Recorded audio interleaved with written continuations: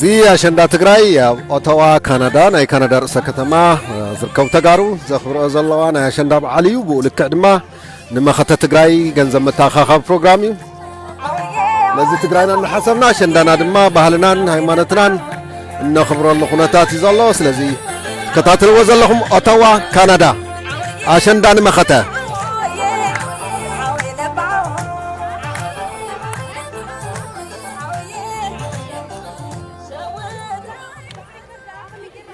There you go, generational. Bahali zallanna ka ministang saavi jamni. Sa khullandak. There you go.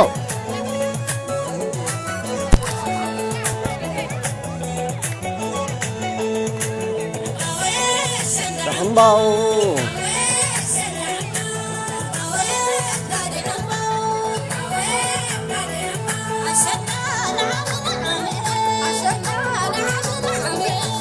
أشندانا عمنا عمي بزعامة أشندا بتقراي كتخبريا برقز صلاتنا تدمسي سم تقراي تقولي عانس صلتا أوجا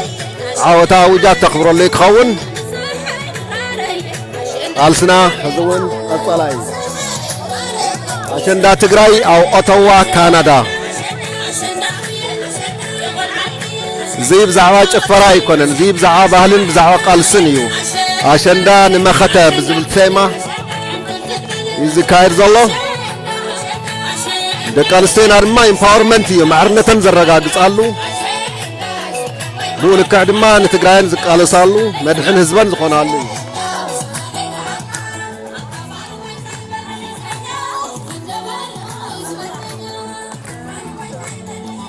زي مالتاي جنريشنال تولد يزلنا بزي قداماي جنريشن جميروك ساخلاين سالساين جنريشن اب دغز تولده دياسبورا تግራይ ዘለና ይጋው ሕዝና ዘራ ገንዘብን ዘዋጻ ዘላ ይጋው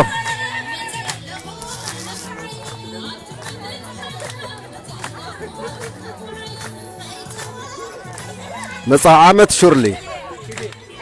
ኣብ ትግራይ ከውን نتامس عمت هاب تقرأي نكتخون جن قال سلام أنت كعوت حزي سرح الله مالت دك أشندا نمخته ويجا نظراي واسع الله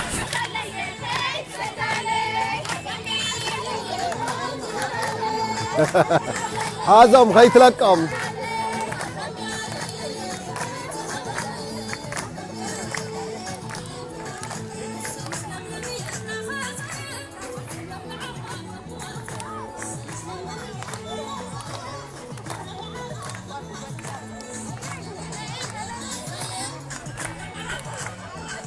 لما قدام ما بزح خبابتات عالم وسمن أمريكا عشان ده الله يصحنا عليه تمنينا لذي عشان ده ما خطب زولت ما يخبر زلوا عشان ده بحالنا هاي ما نتناون ده كان استيم باور ناقبرنا بقولك ما خطة تقرأي كان زبدرخ ولو قال سنان قدم تسقم ولو ما قديس فتر زلوا قال سالي عشان ده أب تقرأي كتخبر يا زين كخون جن لو مي مسارات كرقم كنخلل لنا مالتي بس دكارستينا بزخلو كله يقبر الله معرقن تري وانزلهم كم عرق سلازلو وطرح سلازي كونس نسينا نحنا مالتي عشان دا مالت تقراي مالت ما شنداي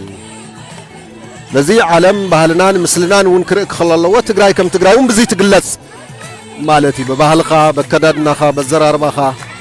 ايو سلازي نتناي تقراي قبات ويناي تقراينت ناي تقراي بهرتنينت هاجر تقراي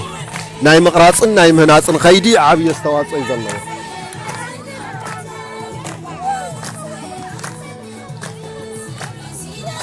لذي وخل كتماتات تግራይ ዘሎ بملو ሁለን ደቅ አንስትዮ ደቅ ተባዕትዮውን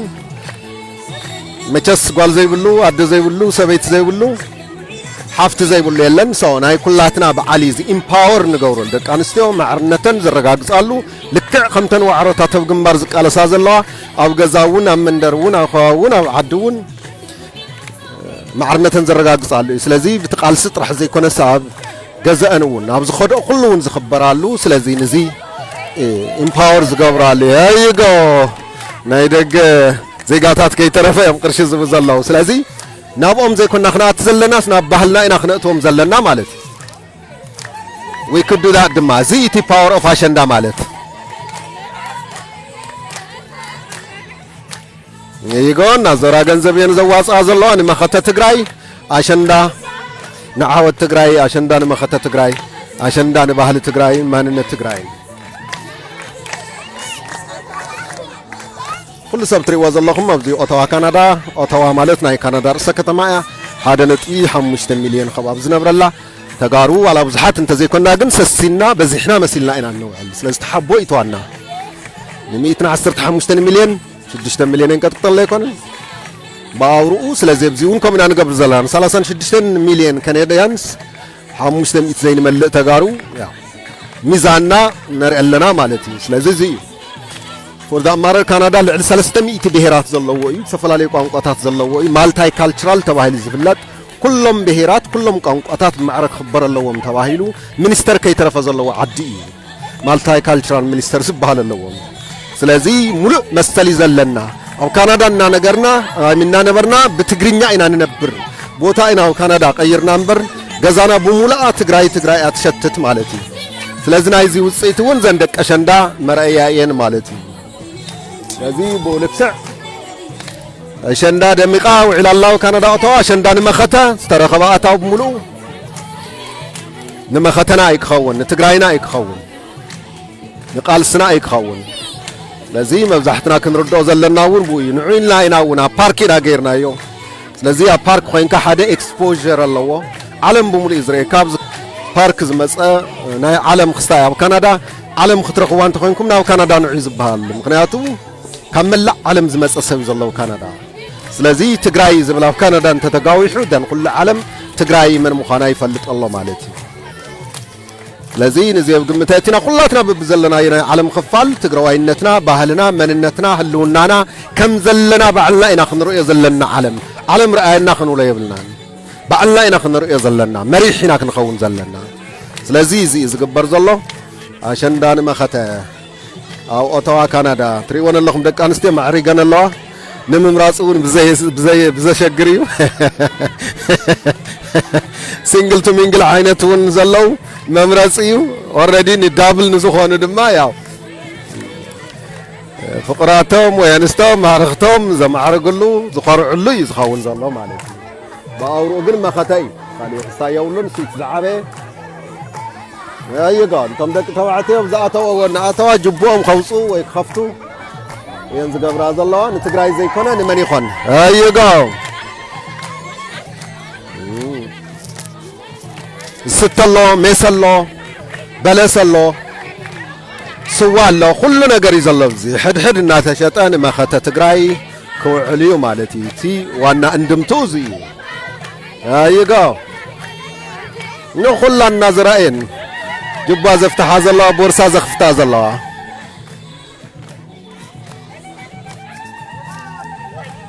እዚአን ራእይዋን ሳልሳይ ጀነሬሽን የን ህፃውንቲ ቆልዑ ከይተረፈ ስለዚ ኩሉ እዩ ዘሎ ካብ ዓበይቲ ክሳብ ህፃውንቲ ትግራዋይነት ንኩሉ ገደብ ዘይብሉ ስለዝኾነ ወዲ ተባዕተ ደቂ ኣንስትዮ ከይበልካ ባህልና ሸሪሽ ንገብረሉ ነኽብረሉ ኩነታት እዩ ዘሎ ማለት እዩ ፈሰሰ ከማይ ነሓሰ ይብላ ኣለዋ ነሓሰ እንዲ ድማ ኦፍ ኮርስ ማይ ሳይፈሰሰን ግን ቅርሺ ይፈስሰሎ ይመስል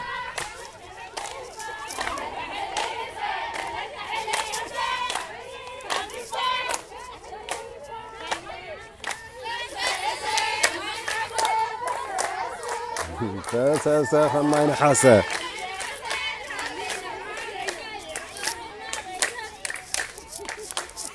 ይገው ኣብዚ ማእተው ተገይሩ እዩ 30 ቅርሺ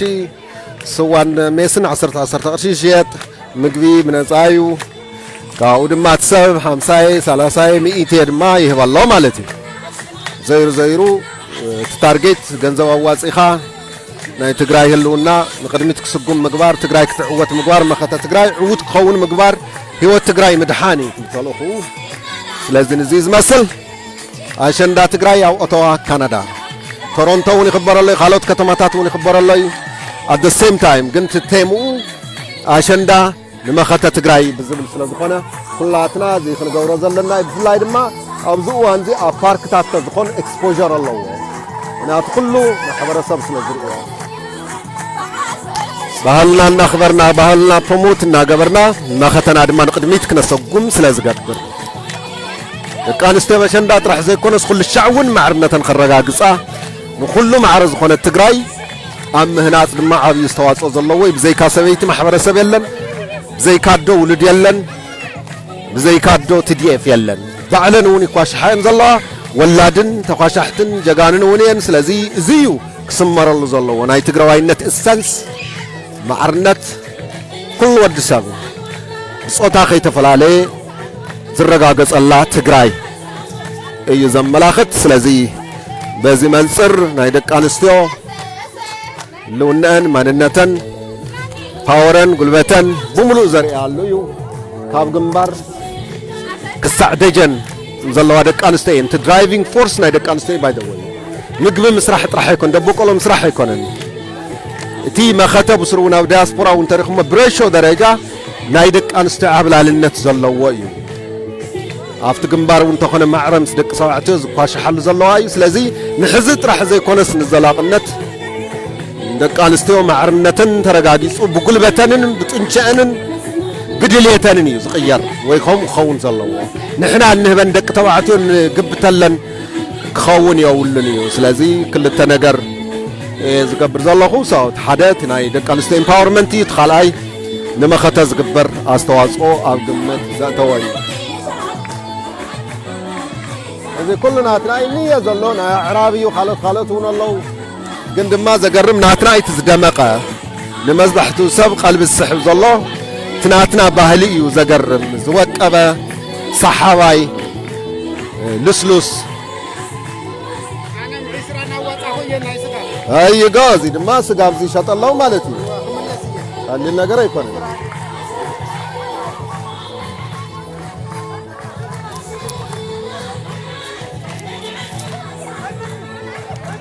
ያይጎ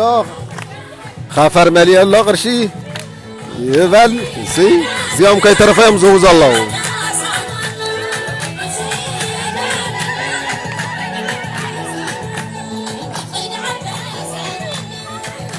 ያይጎ ጁባ ጥርሓ ከይተረፈተ ይንለቅቕን እየን ዝብላ ዘለዋ